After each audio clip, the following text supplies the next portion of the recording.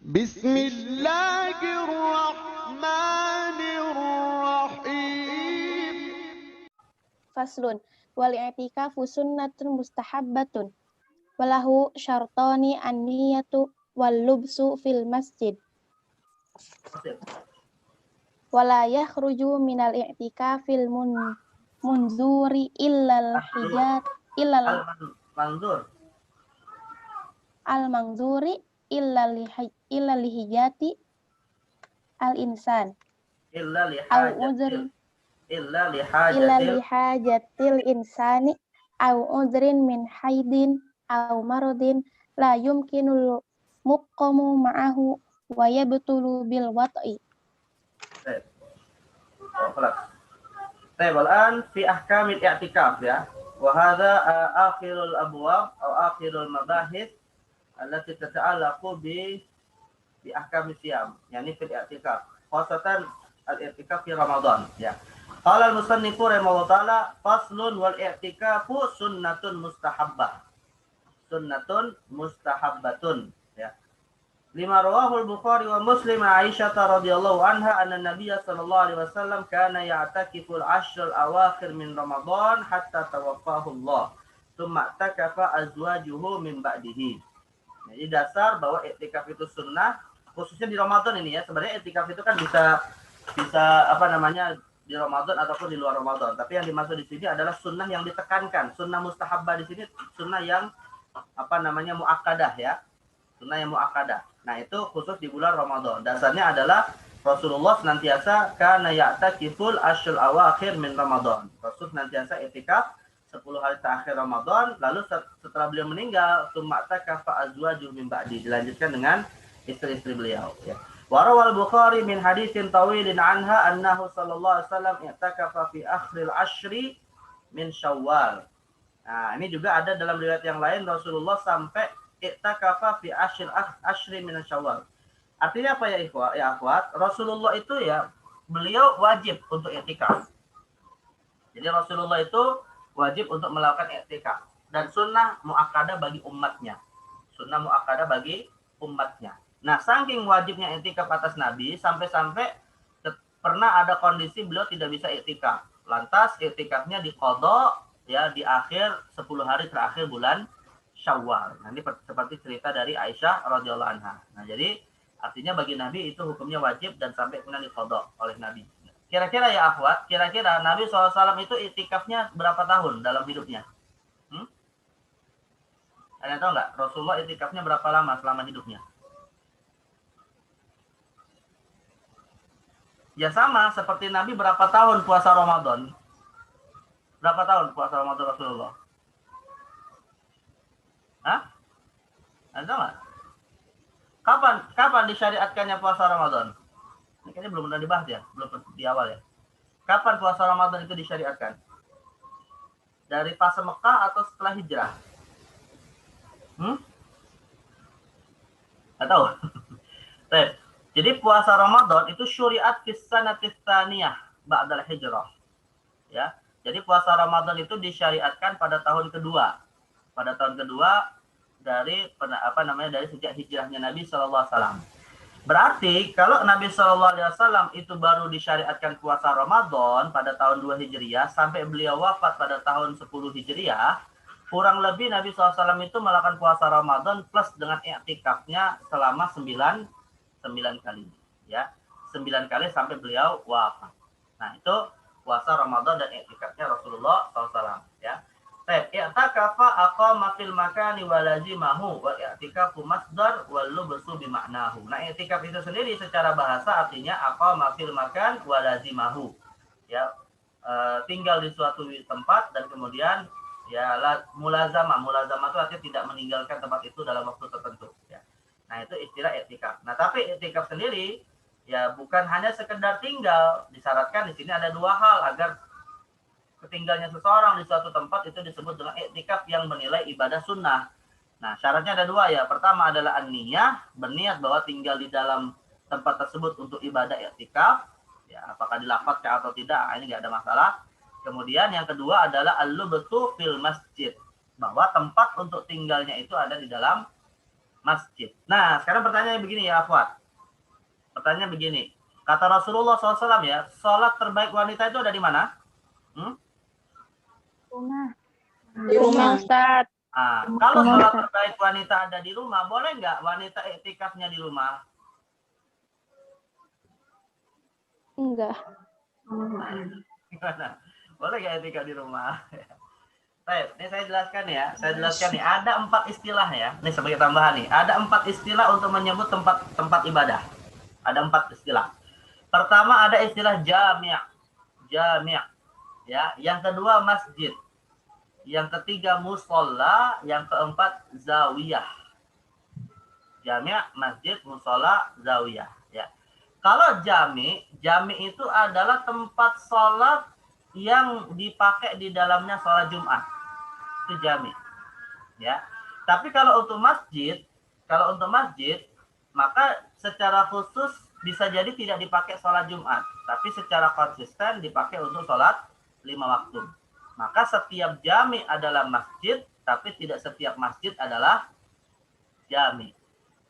Paham perbedaannya ya, Fat?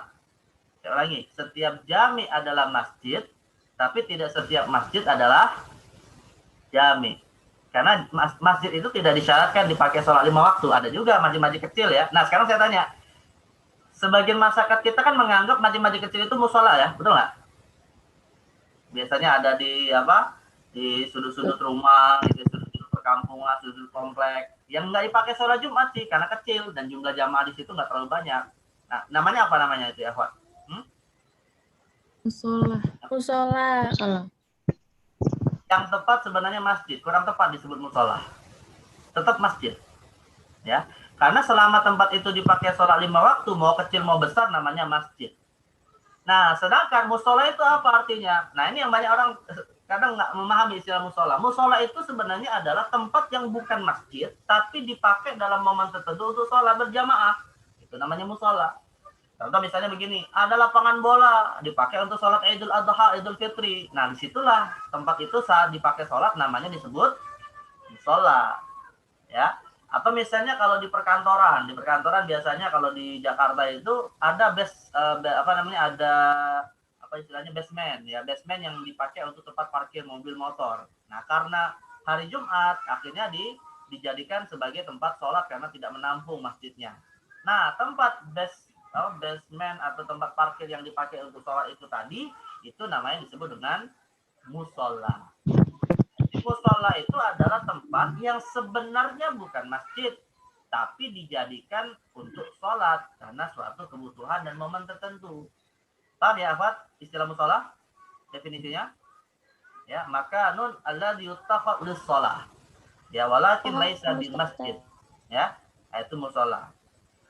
Nah, sedangkan kalau zawiyah itu adalah istilah lainnya masjidul bait. Zawiyah itu istilah lain masjidul bait. Nah, masjidul bait itu artinya apa? Tempat-tempat sholat yang biasanya disediakan di rumah-rumah umat Islam. Kita misalnya punya rumah, ada satu kamar khusus, kita jadikan tempat sholat. Itu namanya disebut zawiyah atau disebut masjidul bait. Ya. Nah, sekarang kita tanya nih satu persatu. Kalau iktikaf di jami' dan masjid, boleh tidak? Hah? Boleh. Ya. Boleh. Malah itulah tempatnya, bukan hanya boleh, itulah tempatnya gitu ya. Jadi iktikaf itu ya di masjid dan di jami'. Nah, kalau di musola boleh nggak? Boleh nggak? Saya mau iktikaf di lapangan bola karena kemarin dipakai untuk musola. Boleh nggak? Enggak, Ustaz. Boleh. Atau saya mau iktikaf di tempat tempat parkiran mobil karena kemarin dipakai sholat Jumat. Boleh nggak? Enggak, tidak. Paham ya istilah musola di mana ya digunakan ya? Jadi musola nggak bisa dipakai iktikaf. Musola nggak bisa dipakai iktikaf. Nah, yang terakhir yang keempat, zawiyah. Boleh nggak iktikaf di zawiyah, di tempat khusus yang ada dalam rumah? Boleh untuk perempuan. Boleh. Baik, pertama kalau untuk laki-laki semua ulama rata-rata sepakat nggak boleh. Tapi yang diperselisihkan adalah untuk wanita. Ya, kalau dalam mazhab Imam Syafi'i, wanita tetap tidak boleh iktikaf di zawiyah. Karena ada dalil yang tadi kita baca bahwa istri-istri Rasulullah iktikafnya di mana? Tsumma takafa azwajuhu min ba'dihi. Di mana istri Rasulullah iktikaf? Di masjid apa di rumah? Masjid. Masjid. Dan ini dalil bahwa wanita mau laki-laki tetap anjuran iktikafnya di masjid. Tetapi kalau dalam mazhab Hanafi mereka malah mengatakan afdolnya iktikaf wanita itu di rumah yang disebut dengan zawiyah tadi. Karena iktikaf ibadah di dalam masjid sebagaimana sholat. Maka kalau sholatnya wanita utama di rumah, maka itu juga utama iktikafnya di rumah. Khususnya kalau misalnya masjidnya tidak menyediakan tempat khusus bagi wanita beriktikaf, ya udah di rumah. Dalam mazhab Hanafi dibolehkan. Tapi dengan catatan ya akhwat, iktikaf di rumah itu di zawiyah ya, bukan di dapur, bukan di depan televisi. Kalau itu bukan iktikaf namanya. Kalau itu lagi nonton itu namanya ya. Iktikaf itu di zawiyah, khusus tempatnya gitu ya. Nah, jadi makanya para ulama mensyaratkan yang namanya zawiyah itu harus ada harus ada misalnya tempat khusus kayak sejadah, atau misalnya tempatnya ditinggikan sedikit di atas lantainya untuk menunjukkan itu zawiyah gitu ya. Tapi kalau misalnya di dapur sambil masak atau lagi buat kue lebaran, nah itu bukan iktikaf namanya ya. Jadi harus di tempat khusus namanya zawiyah. Tentunya ya Pak, makanya ya setiap muslim itu sebaiknya kalau bisa ya, kalau memang rumahnya agak luas, maka disiapkanlah tempat khusus untuk ibadah. Karena Rasul juga mengatakan, ya, sholatlah fardu di dalam masjid-masjidmu dan sediakan sebagian sholat sunnahmu di dalam rumah. Karena sholat sunnah yang ada di rumah akan menjadi cahaya. Nah, makanya dianjurkanlah di setiap rumah umat Islam itu kalau bisa ada tempat khusus untuk dijadikan tempat sholat. Tapi begini ya, akhwat, zawiyah tidak memiliki hukum sebagaimana masjid. Jadi kalau misalnya kalian haid, boleh nggak masuk zawiyah? Boleh. Ya. Jadi kalian misalnya berdiam diri di dalam zawiyah itu ketika haid boleh, nggak apa-apa. Karena dia tidak dihukumi seperti masjid. Ya, tapi i'tikaf di situ dalam mazhab Hanafi dibolehkan. Tapi boleh nggak i'tikaf bagi wanita haid? Boleh nggak i'tikaf bagi wanita haid? Boleh. Ya. Tidak. Kalau zawiyah tidak memiliki hukum, kalau zawiyah ya tidak memiliki hukum seperti masjid, ya berarti boleh. Yang nggak boleh itu kalau terkait dengan ibadah-ibadah yang mensyaratkan suci dari hadas. Misalnya seperti membaca Quran ya, menyentuh Quran, nah itu tidak dibolehkan, atau sholat misalnya. Kalau sekedar duduk berzikir boleh, nggak apa-apa. Zikir tidak dilarang bagi wanita haid ya. Zikir tidak dilarang bagi wanita haid. Makanya ini banyak juga yang bertanya nih, Ustaz, kalau misalnya ada wanita haid di bulan Ramadan, nah kira-kira gimana nih kami dapat pahala besar, padahal dalam kondisi saya nggak bisa puasa. Lah, emang nggak ada ibadah lain? Zikir misalnya, apa nggak ada ibadah lain? Baca buku-buku agama apa nggak ada ibadah lain? Misalnya mendengarkan ceramah para ulama, kan banyak sebenarnya ibadah ya. Apa misalnya ibadah lain? Kalau dia seorang suami adalah kalau dia seorang istri menyediakan buka puasa untuk keluarganya lah misalnya, kan itu juga bisa mendatangkan pahala yang besar. Artinya tidak ada alasan seorang muslimah ketika haid di bulan Ramadan tidak beribadah. Ya, tetap ibadah semampu yang bisa dia lakukan. Ya. Baik. Nah, jadi ini terkait dengan syarat dari i'tikaf. Ada dua ya, niat dan al-lubthu fil masjid, dengan masjid yang tadi saya sebutkan ada 4 istilah tadi ya. Baik, kemudian hal-hal yang dianggap membatalkan i'tikaf. Wala yakhruju minal i'tikaf fil manzur illa li hajatil insan. Nah, di sini ya akhwat, Al-Qadhi Abu Syuja menyebutkannya ada iktikaf yang hukumnya wajib, yang mana ketika hukumnya wajib dilarang dia untuk melakukan hal-hal tertentu. Namanya disebut al-i'tikaful mandzur. Iktikaf itu hukumnya sunnah ya pada dasarnya. Jadi kalaupun misalnya kita keluar dari masjid tidak melanjutkan iktikaf ya nggak masalah kalau hukumnya sunnah. Tapi kalau dia adalah iktikaf yang dinazarkan, misalnya begini ya, ada orang beriktikaf, saya akan beriktikaf, bernazar beriktikaf selama 1 minggu. Berarti kalau 1 minggu itu ya akhwat, hitungannya 1 minggu 7 hari. 1 hari berapa jam? Hah? 24 jam. 24 jam. Nah, maka kalau misalnya dia bernazar iktikafnya 1 minggu dan tidak disyaratkan urutan misalnya ya, mau pisah-pisah misalnya harinya nggak masalah. Tapi terhitung dia sudah mendapatkan 1 hari iktikaf itu 24 jam. Atau kalaupun tidak menggunakan 24 jam, menggunakan hari yang terhitung di dalam hari kalender kita. Misalnya kalau di dalam kalender Hijriyah itu pakai standar bulan hari pertama ya, dihitung dari maghrib, masuknya itu adalah maghrib dan selesainya di maghrib yang akan datang. Nah, itu baru terhitung 1 hari dia menunaikan nazarnya. Tapi kalau misalnya begini, baru masuk i'tikaf di waktu maghrib, di tengah malam keluar dan batal i'tikafnya, itu udah i'tikaf nazarnya itu tidak sah, ya, tidak sah. Jadi harus diulangi di hari yang lain, ya. Nah, tetapi i'tikaf tidak batal. I'tikaf tidak batal kalau keluar dari masjid, ya, illa lihajatil insan. Kalau ada kebutuhan manusia yang sifatnya darurat atau uzur, ya, atau memang ada uzur. Misalnya hajatil insan apa? Ya, mau buang air besar, mau buang air kecil, ya, atau misalnya mau ngambil makanan untuk keluarnya di dalam masjid saat di malam hari. Nah, itu dibolehkan, ya. Baik. Qala Syalbugha rawal Bukhari wa Muslim an Aisyah radhiyallahu anha qalat wa in kana Rasulullah sallallahu alaihi wasallam la yadkhulu alayya ra'suhu la yudkhila alayya ra'suhu wa huwa fil masjid fa urajjiluhu. Nah, apa arti urajjiluhu? Fa asrahu sya'rahu. Jadi Rasulullah itu, ya akhwat, ketika beliau iktikaf ya, kepalanya di luar masjid sedangkan badannya di dalam masjid. Ya, karena kita tahu Rasulullah itu kan masjid dengan rumahnya kan berdempetan gitu ya. Nah, jadi ketika kepalanya di luar masjid, beliau disisiri oleh Aisyah. Nah, tapi badannya tetap di dalam masjid. Nah, itu tidak membatalkan i'tikaf. Ya, tidak membatalkan i'tikaf. Nah, ini sunnah yang hari ini tidak kita temukan nih hari ini, ya. Sunnah Rasulullah yang tidak kita temukan hari ini. Ada nggak orang di dalam masjid i'tikaf kepalanya disisiri di luar masjid oleh istrinya? Ada nggak? Ada. Ya, di pintu masjid, badannya di masjid, kepalanya di luar itu. Kayaknya nggak ada, ya. Itu sunnah Rasulullah itu, ya. Sunnah Rasulullah dalam i'tikaf gitu, ya. Nah, makanya kalian nanti kalau punya suami i'tikaf, amalkan sunnah ini. Tapi dengan syarat, ya nggak ada orang yang keluar masuk masjid gitu, ya. Ya kalau ada keluar masuk masjid yang ganggu orang nggak boleh. Baik. Nah, jadi di sini menunjukkan Rasulullah itu melakukan sesuatu yang ada hajat dan itu dibolehkan selama badannya masih di masjid. Wa fil masjidi fa urajjiluhu wa kana la yadkhulul baita illa li hajatin idza kana mu'takifan.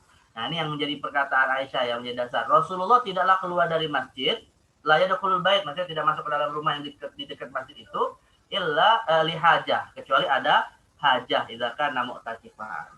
Kalau beliau dalam kondisi i'tikaf, ya. Nah, jadi artinya boleh sih keluar dari masjid dan i'tikafnya tidak batal kalau memang ada kebutuhan yang sifatnya hajat syar'i gitu, ya. Atau uzur, atau karena ada uzur min haidin aw maradin. Seperti wanita yang mungkin di tengah i'tikaf lalu kemudian haid, ya nggak boleh dia di dalam masjid, harus keluar dari masjid, ya. Atau marad atau sakit, la yumkinu muqam ma'ahu, yang mana membuat dia tidak bisa melanjutkan i'tikafnya, ya. Waya batulu bil wat'i, dan kemudian i'tikaf juga batal dengan melakukan hubungan seksual. Nah, ini hubungan seksual itu maksudnya apa? Yang pernah saya jelaskan kemarin, ya. Dia pergi ke rumah untuk melakukan hajatnya, buang air besar, buang air kecil, atau mau ngambil makanan. Di dalam rumah syahwatnya naik, akhirnya melakukan hubungan seksual dengan istrinya. Nah, itu nggak boleh. Itu nggak boleh. Bukan berarti hubungan seksualnya di dalam masjid, ya. Yang nggak boleh hubungan seksual di masjid, itu nggak boleh gitu.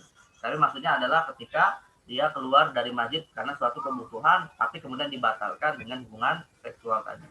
Liqaulihi ta'ala wala tubashiruhunna wa antum aqifuna fil masajid ay la tujami'u azwajakum fi hali i'tikafikum. Jadi fi hal, ya, dalam kondisi i'tikaf, bukan sedang beriktikaf di masjid, tapi ketika masih dihukumi sedang beriktikaf meskipun tidak di dalam masjid, tapi dihukumi sedang beriktikaf, maka tidak boleh melakukan hubungan seksual. Baik, nah inilah sebagian hukum seputar masalah i'tikaf ketika dijelaskan oleh Syekh Al-Qadhi Abi Syuja dalam kitabnya. Insyaallah, ya akhwat, fil liqa'il qadim sanuwasir ma'a kitabil hajj, ya.